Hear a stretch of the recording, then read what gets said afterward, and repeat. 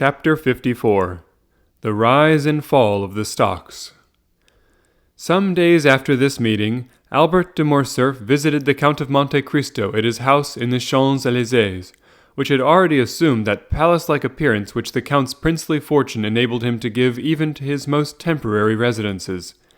He came to renew the thanks of Madame Danglars, which had already been conveyed to the Count through the medium of a letter signed Baron Danglars, née Hermine de Servieux. Albert was accompanied by Lucien Debray, who, joining in his friend's conversation, added some passing compliments, the source of which the Count's talent for finesse easily enabled him to guess. He was convinced that Lucien's visit to him was to be attributed to a double feeling of curiosity, the larger half of which sentiment emanated from the Rue de la Chaussée d'Antin. In short, Madame Danglars, not being able personally to examine in detail the domestic economy and household arrangements of a man who gave away horses worth 30,000 francs, and who went to the opera with a Greek slave wearing diamonds to the amount of 1,000,000 of money, had deputed those eyes, by which she was accustomed to see, to give her a faithful account of the mode of life of this incomprehensible individual. But the Count did not appear to suspect there could be the slightest connection between Lucien's visit and the Baron's curiosity. "You are in constant communication, then, with the Baron Danglars?" inquired the Count of Albert de Morcerf. "Yes, Count. You know what I told you." "All remains the same, then, in that quarter?" "It is more than ever a settled thing," said Lucien, and considering this remark was all that he was at that time called upon to make, he adjusted the glass to his eye, and biting the top of his gold-headed cane, began to make the tour of the apartment, examining the arms and the pictures. "Ah," said Monte Cristo, "I did not expect the affair would have been so promptly concluded." "Oh, things take their course without our assistance. Whilst we are forgetting them, they are falling into their appointed order, and when again our attention is directed to them, we are surprised at the progress they have made towards the proposed end. My father and Monsieur Danglars served together in Spain, my father in the army and Monsieur Danglars in the commissariat department.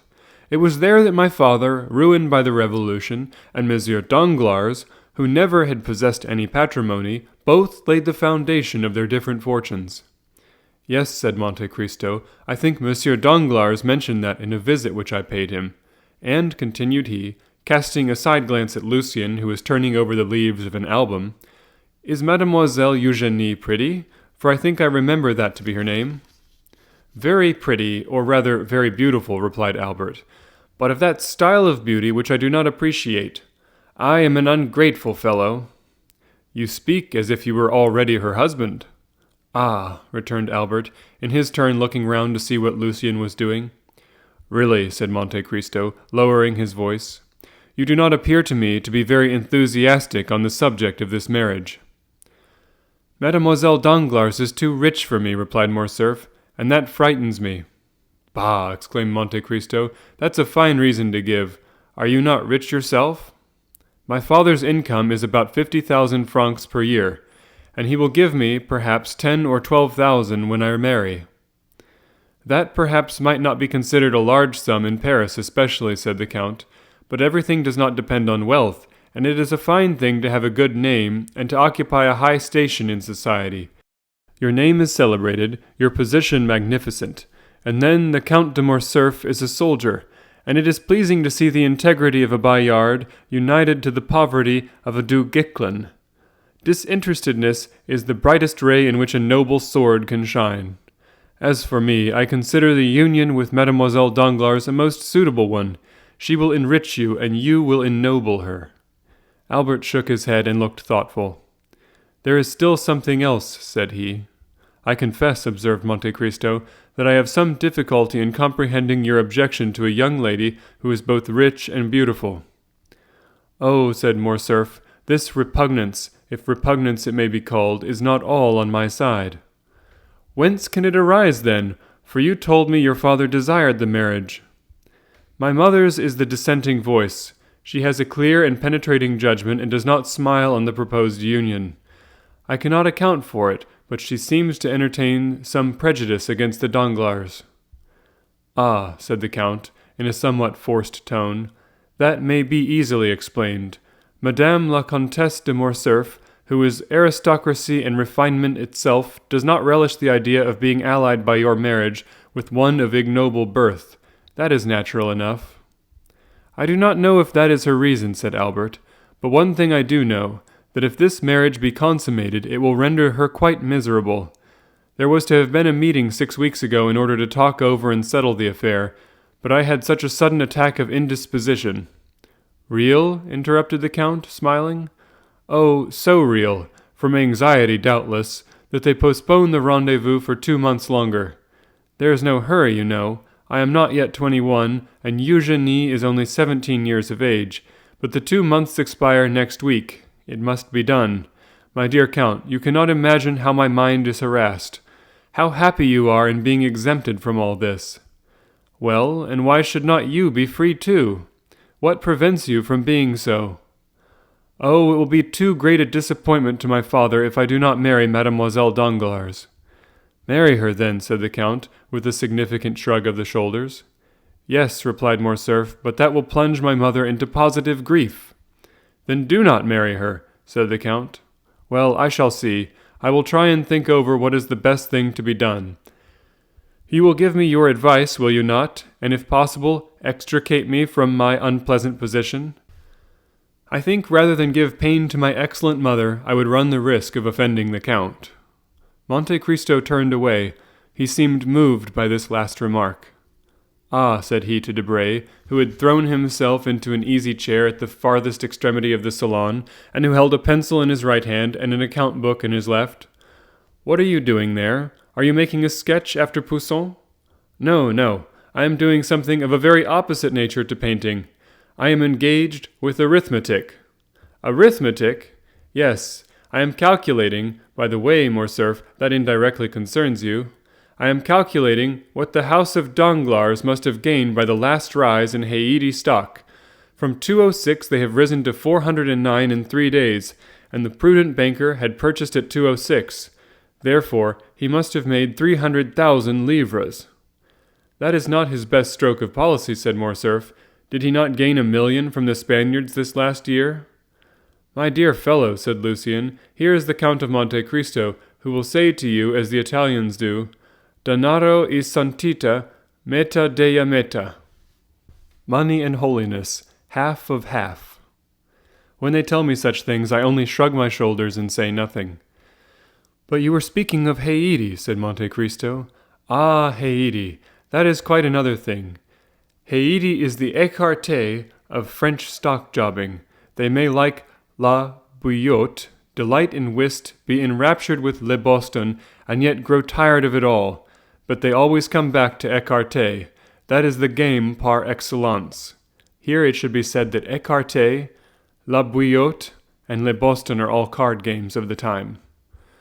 Monsieur Danglars sold yesterday at 405 and pockets 300,000 francs. Had he but waited till today, the stocks would have fallen to 205, and instead of gaining 300,000 francs, he would have lost 20,000 or 25,000. "And what has caused the sudden fall from 409 to 206? Asked Monte Cristo. "I'm profoundly ignorant of all these stock-jobbing intrigues." "Because," said Albert, laughing, "one piece of news follows another, and there is often great dissimilarity between them." "Ah," said the Count, "I see that Monsieur Danglars is accustomed to gaining or losing 300,000 francs in a day. He must be enormously rich." "It is not he who plays," exclaimed Lucien. "It is Madame Danglars. She is indeed daring." "But you, who are a reasonable being, Lucien, and who know how little dependence is to be placed on the news, since you are at the fountainhead, surely you ought to prevent it," said Morcerf with a smile. "How can I, if her husband fails in controlling her?" asked Lucien. "You know the character of the Baron. No one has any influence with her, and she does precisely what she pleases." "Ah, if I were in your place," said Albert. "Well, I would reform her. It would be rendering a service to her future son-in-law." "And how would you set about it?" "Ah, that would be easy enough. I would give her a lesson." "A lesson?" "Yes. Your position as secretary to the minister renders your authority great on the subject of political news. You never open your mouth, but the stockbrokers immediately stenograph your words. Cause her to lose 200,000 or 300,000 francs in a short space of time, and that would teach her prudence." "I do not understand," stammered Lucien. "It is very clear, notwithstanding," replied the young man, with a naivety totally free from all affectation. "Tell her some fine morning an unheard-of piece of intelligence, some telegraphic dispatch of which you alone are in possession. For instance, that Henry IV was seen yesterday at the house of Gabriel. That will cause the funds to rise. She will lay her plans accordingly, and she will certainly lose when Beauchamp announces the following day in his Gazette, 'The report which has been circulated by some individuals, stating the king to have been seen yesterday at Gabriel's house, is totally without foundation. We can positively assert that His Majesty did not quit the Pont Neuf.'" Lucien half smiled.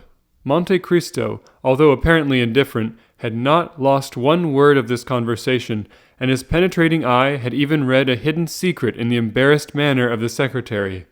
This embarrassment had completely escaped Albert, but it caused Lucien to shorten his visit. He was evidently ill at ease.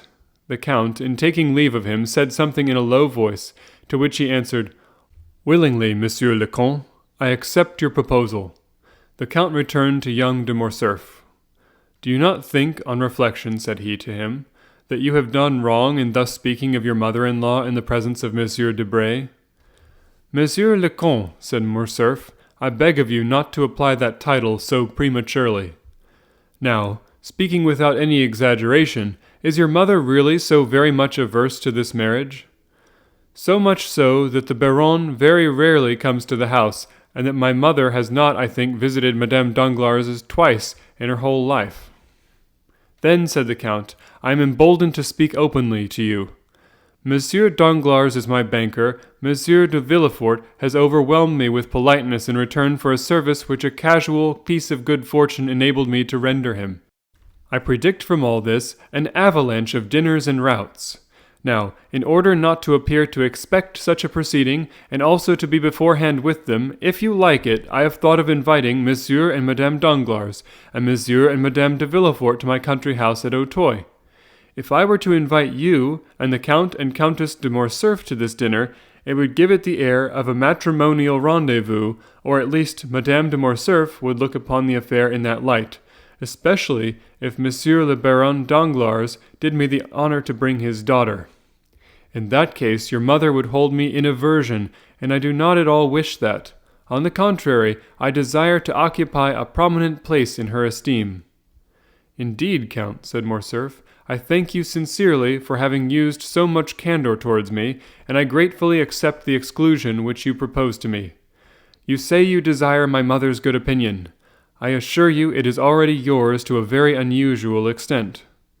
"Do you think so?" said Monte Cristo with interest. "Oh, I am sure of it. We talked of you an hour after you left us the other day. But to return to what we were saying, if my mother could know of this attention on your part, and I will venture to tell her, I am sure that she will be most grateful to you. It is true that my father will be equally angry." The Count laughed. "Well," said he to Morcerf, "but I think your father will not be the only angry one. Monsieur and Madame Danglars will think me a very ill-mannered person. They know that I am intimate with you, that you are, in fact, one of the oldest of my Parisian acquaintances, and they will not find you at my house. They will certainly ask me why I did not invite you. Be sure to provide yourself with some previous engagement which shall have a semblance of probability, and communicate the fact to me by a line in writing. You know that with bankers nothing but a written document will be valid." "I will do better than that," said Albert. "My mother is wishing to go to the seaside. What day is fixed for your dinner?" "Saturday." "This is Tuesday. Well, tomorrow evening we leave, and the day after we shall be at Tréport. Really, Monsieur le Comte, you are a charming person to set people at their ease." "Indeed, you give me more credit than I deserve. I only wish to do what will be agreeable to you, that is all." "When shall you send your invitations?" "This very day." "Well, I will immediately call on Monsieur Danglars, and tell him that my mother and myself leave Paris tomorrow. I have not seen you, consequently I know nothing of your dinner." "How foolish you are! Have you forgotten that Monsieur Debray has seen you at my house just now?" "Ah, true." On the contrary, I have seen you and invited you without any ceremony, when you instantly answered that it would be impossible for you to be amongst the number of my guests, as we were going to Tréport. Well, then, that is settled, but you will come and call on my mother before tomorrow? Before tomorrow? That will be a difficult matter to arrange. Besides, I shall just be in the way of all the preparations for departure. You were only a charming man before, but if you accede to my proposal, you will be adorable. What must I do to attain such a height? You are today free as air. Come and dine with me. We shall be a small party, only yourself, my mother, and I. You have scarcely seen my mother. You shall have an opportunity of observing her more closely. She is a remarkable woman, and I only regret that there does not exist another who resembles her about 20 years younger. In that case, I assure you, there would be very soon a Countess and Viscountess de Morcerf. As to my father, you will not see him. He is officially engaged, and dines with Monsieur le Grand Referendary. We will talk over our travels, and you, who have seen the whole world, will relate your adventures. You shall tell us the history of the beautiful Greek who was with you the other night at the opera, and whom you call your slave, and yet treat like a princess. We will talk Italian and Spanish. Come, accept my invitation, and my mother will thank you."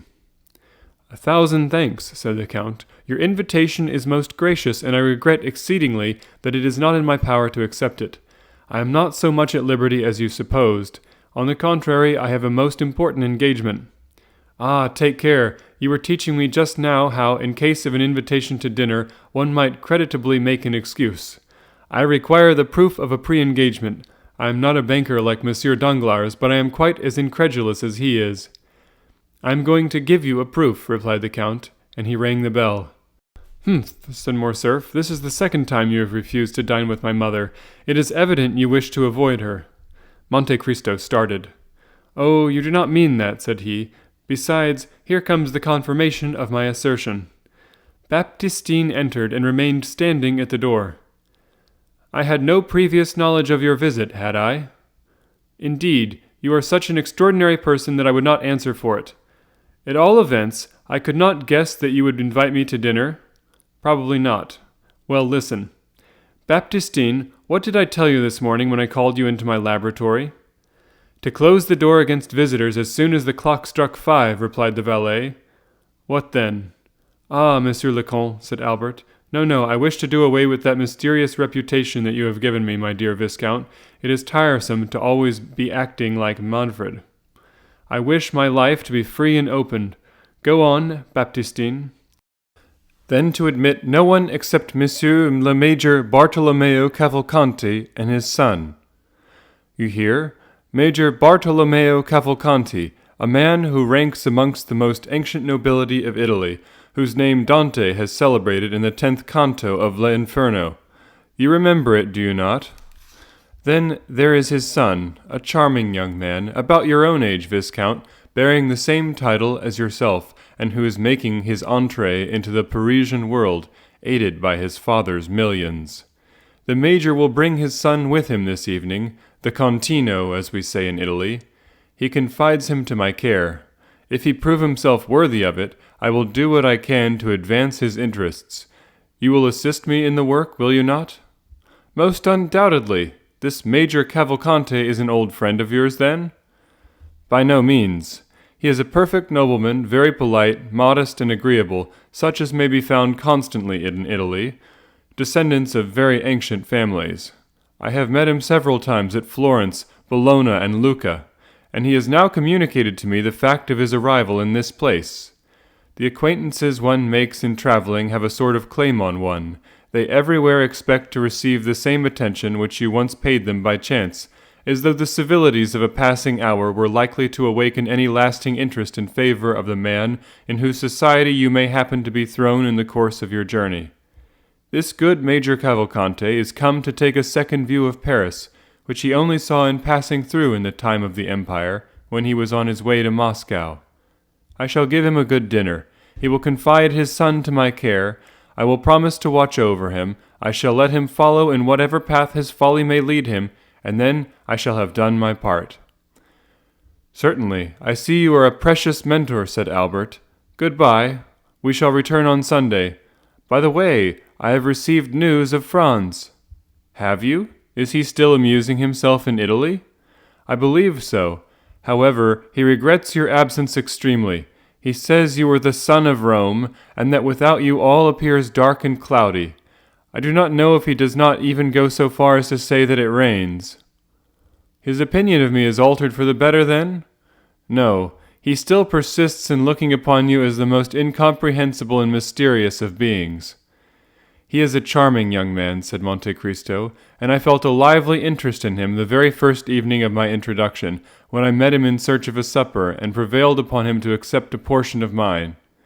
He is, I think, the son of General Epinay?" "He is." "The same one who was so shamefully assassinated in 1815? By the Bonapartists?" "Yes, really I like him extremely. Is there not also a matrimonial engagement contemplated for him?" "Yes, he is to marry Mademoiselle de Villefort." "Indeed!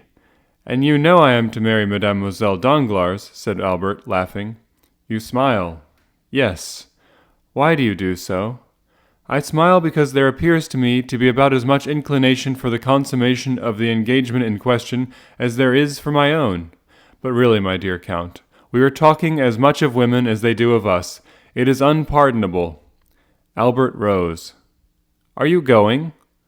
"Really, that is a good idea of yours.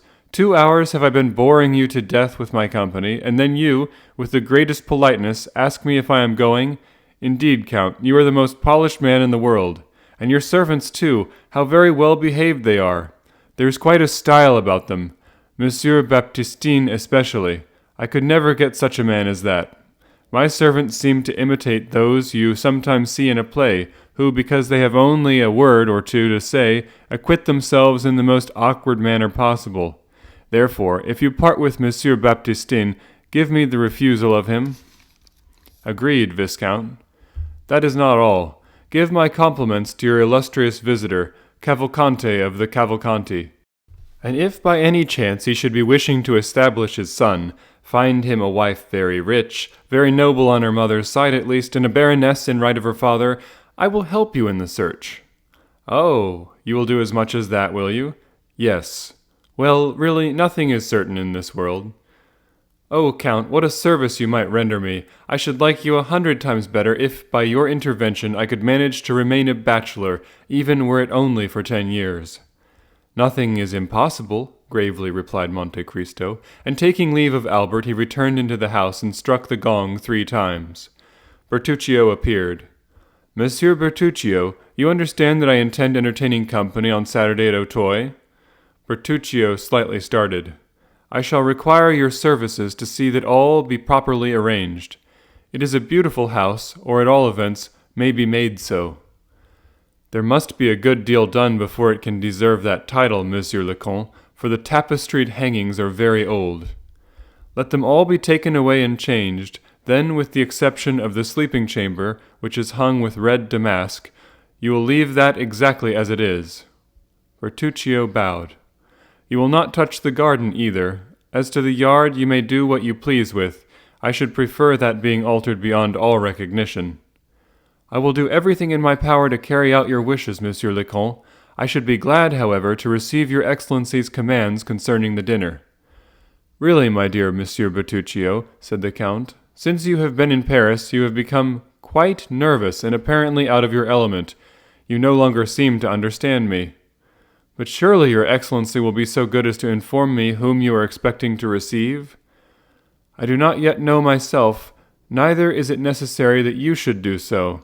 Lucullus dines with Lucullus. That is quite sufficient." Bertuccio bowed and left the room.